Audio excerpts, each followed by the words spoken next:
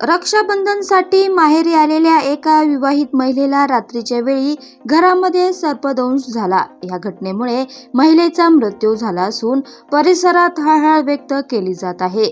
जामनेर तालुक्यातील पिंपळगाव कमानी येथे ही हृदयद्रावक घटना घडली आहे। जामनेर तालुक्यातील गोंदेगाव ताडा येथील पूजा काशीनाथ पवार वय 21 असं मृत झालेल्या विवाहितेचे नाव आहे।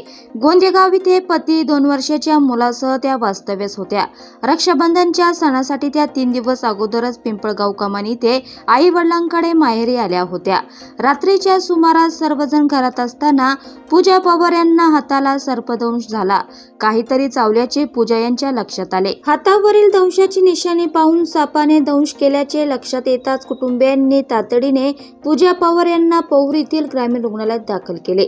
मात्र वैद्यकीय अधिकारी डॉक्टर संदीप पाटील यांनी तपासून पूजा यांना मृत घोषित केले।